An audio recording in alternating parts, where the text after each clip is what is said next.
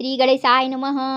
हनुमान जी सुनिए, शिव जी सुनिए, कृष्ण भगवान सुनिए। श्रीमद् भागवत महापुराण प्रथम स्कंध में अथ नवमोऽध्यायः। ओम श्री गणेशाय नमः।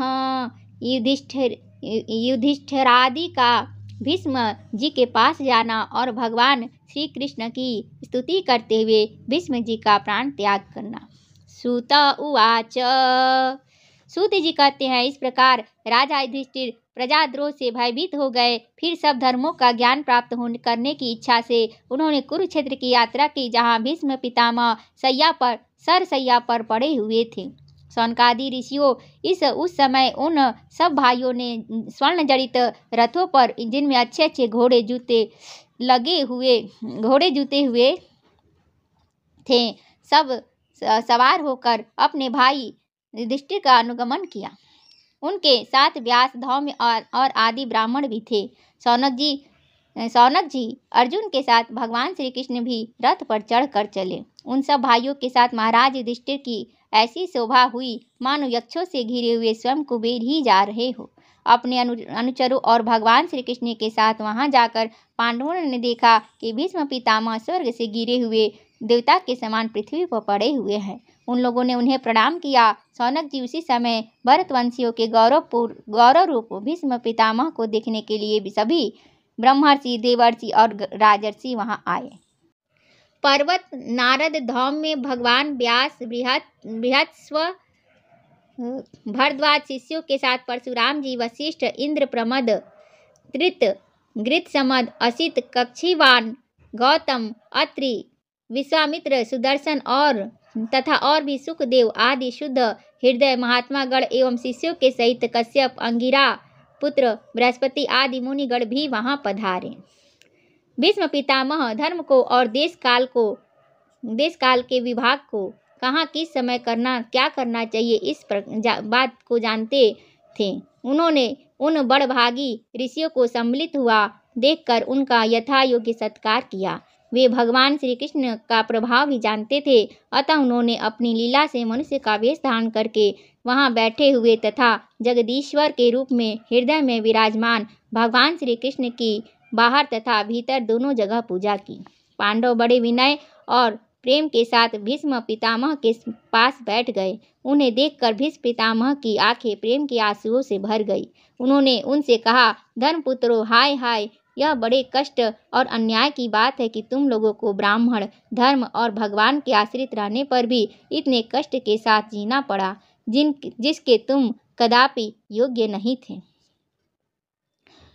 अतिरथी पांडु की मृत्यु के समय तुम्हारी अवस्था बहुत छोटी थी। उन दिनों तुम लोगों के लिए कुंती रानी को और साथ साथ तुम्हें भी बार बार बहुत से कष्ट झेलने पड़े। जिस प्रकार बादल वायु के वश में रहते हैं, वैसे ही लोकपालों के सहित सारा संसार काल भगवान के अधीन है। मैं समझता हूँ कि तुम लोगों के जीवन में जो अप्रिय घटनाएं घटित हुई, वे सब उन्हीं की लीला है। नहीं तो जहाँ साक्षात धर्मपुत्र राजा युधिष्ठिर हो, गदाधारी भीमसेन और धनुर्धारी अर्जुन रक्षा का काम कर रहे हो, गांडीव धनुष हो और स्वयं श्री कृष्ण सुहृद हो, भला वहाँ भी विपत्ति की संभावना है। ये काल रूप श्री कृष्ण कब क्या करना चाहते हैं, इस बात को कभी कोई नहीं जानता। बड़े बड़े ज्ञानी भी इसे जानने की इच्छा करके मोहित हो जाते हैं। युधिष्ठिर, संसार की ये सब घटनाएं ईश्वरेच्छा के अधीन है। उसी का अनुसरण करके तुम इस अनाथ प्रजा का पालन करो, क्योंकि अब तुम ही इसके स्वामी और इसे पालन करने में समर्थ हो। ये श्री कृष्ण साक्षात भगवान है। ये सबके आदि कारण और परम पुरुष नारायण हैं।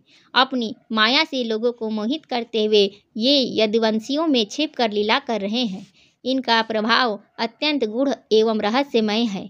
युधिष्ठिर, उसे भगवान शंकर, देवर्षि नारद और स्वयं भगवान कपिल ही जानते हैं, जिन्हें तुम अपना ममेरा भाई, प्रिय मित्र और सबसे बड़ा हितु मानते हो तथा जिन्हें तुमने प्रेमवश अपना मंत्री दूत और सारथी तक बनाने में संकोच नहीं किया। वे स्वयं परमात्मा हैं। इन सर्वात्मा, समदर्शी, अद्वितीय, अहंकार रहित और निष्पाप परमात्मा में उन ऊंचे ऊंचे कार्यों के कारण कभी किसी प्रकार की विषमता नहीं होती।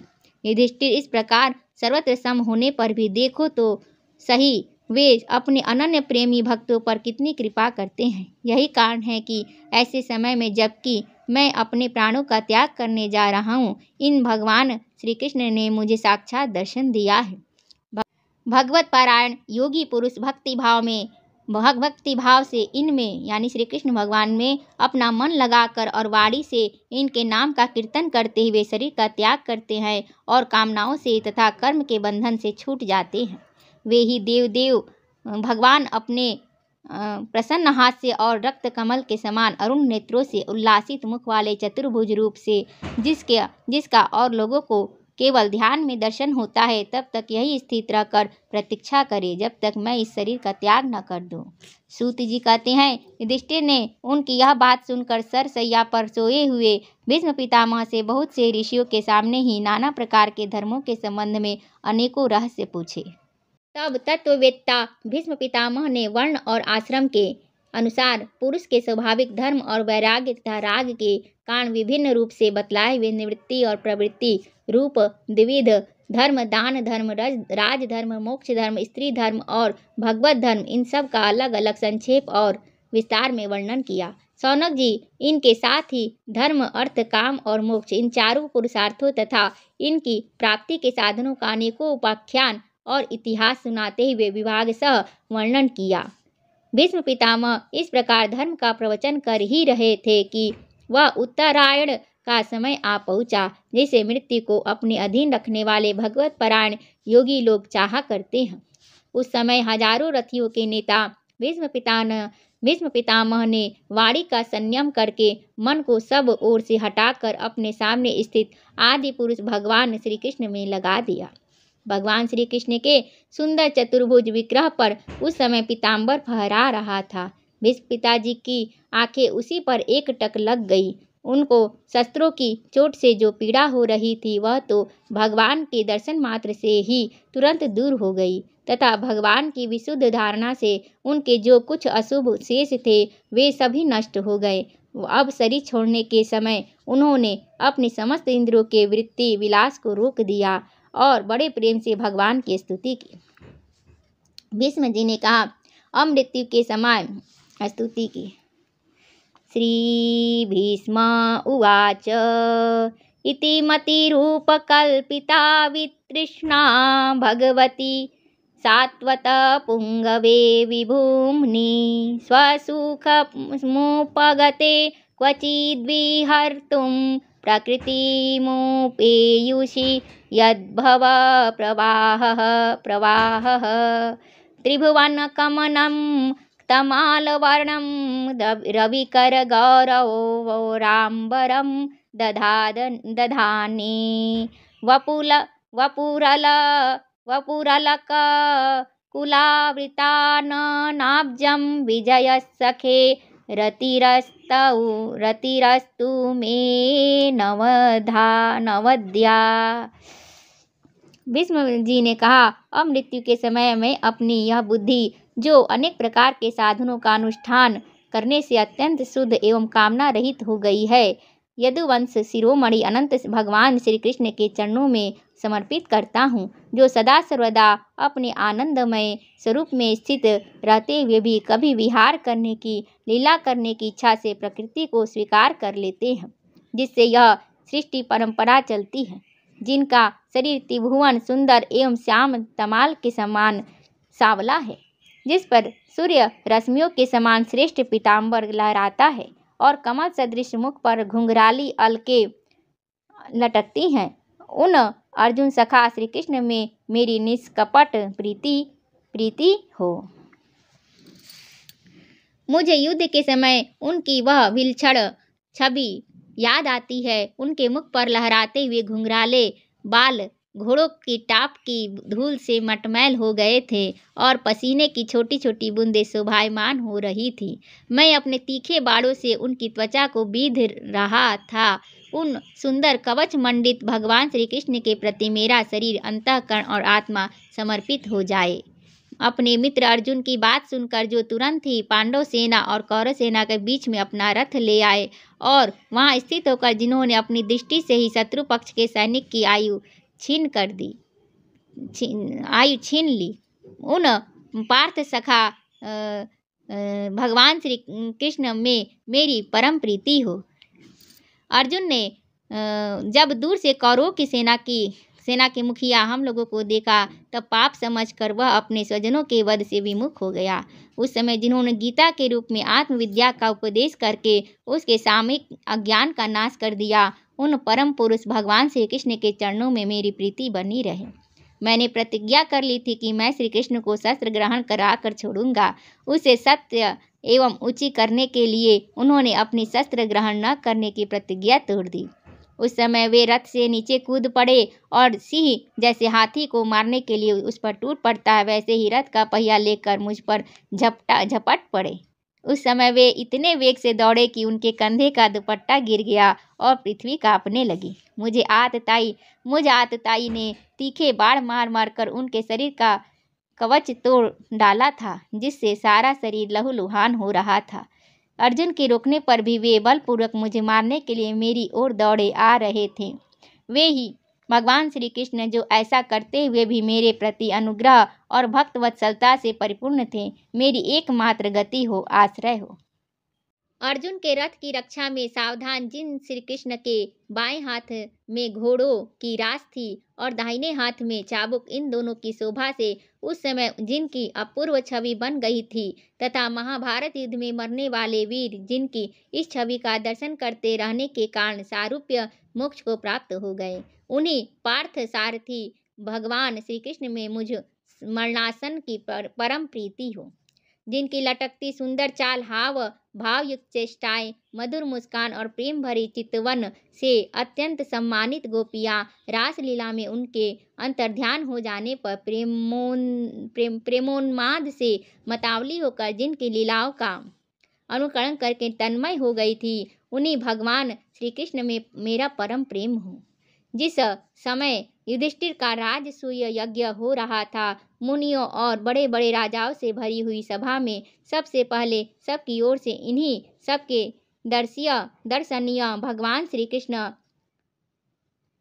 की मेरी आंखों के सामने पूजा हुई थी, वे ही सबके आत्मा प्रभु आज इस मृत्यु के समय मेरे सामने खड़े हैं। जैसे एक ही सूर्य अनेक आँखों से अनेक रूपों में दिखते हैं, वैसे ही अजन्मा भगवान श्री कृष्ण अपने ही द्वारा रचित अनेक शरीरधारियों के हृदय में अनेक रूप से जान पड़ते हैं। वास्तव में तो वे एक और सबके हृदय में विराजमान है ही। इन भगवान श्री कृष्ण को मैं भेद भ्रम से रहित होकर प्राप्त हो गया हूँ। सूत जी कहते हैं, इस प्रकार भीष्म पितामह ने मन, वाणी और दृष्टि की वृत्तियों से आत्मस्वरूप भगवान श्री कृष्ण में अपने आप को लीन कर दिया। उनके प्राण वहीं विलीन हो गए और वे शांत हो गए। उन्हें अनंत ब्रह्म में लीन जानकर सब लोग वैसे ही चुप हो गए जैसे दिन के बीत जाने पर पक्षियों का कलरव शांत हो जाता है। उस समय देवता और मनुष्य नगारे बजाने लगे, साधु स्वभाव के राजा उनकी प्रशंसा करने लगे और आकाश से पुष्पों की वर्षा होने लगी। जय श्री कृष्ण। शौनक जी युधिष्ठिर ने उनके मृत शरीर को अंत्येष्टि क्रिया कराई। युधिष्ठिर ने भीष्म पितामह के मृत शरीर की अंत्येष्टि क्रिया कराई और कुछ समय के लिए वे शोकमग्न हो गए। उस समय मुनियों ने बड़े आनंद से भगवान श्री कृष्ण की उनके रहस्यमय नाम ले लेकर स्तुति की। इसके पश्चात अपने हृदय को श्री कृष्णमय बनाकर वे अपने अपने आश्रमों को लौट गए। तदनंतर भगवान श्री कृष्ण के साथ युधिष्ठिर हस्तिनापुर चले आए और उन्होंने वहां अपने चाचा धृतराष्ट्र और तपस्विनी गांधारी को ढाढ़स बंधाया। फिर धृतराष्ट्र की आज्ञा और भगवान श्री कृष्ण की अनुमति से समर्थ राजा युधिष्ठिर अपने वंश परंपरागत साम्राज्य का धनपूर्वक शासन करने लगे। इति श्रीमद्भागवते महापुराणे पारमहंस्यां संहितायां प्रथमस्कन्धे युधिष्ठिरराज्य प्रलम्भो नाम 9मोऽध्यायः। श्री कृष्ण गोविंद हरे मुरारी, हे नाथ नारायण वासुदेवम।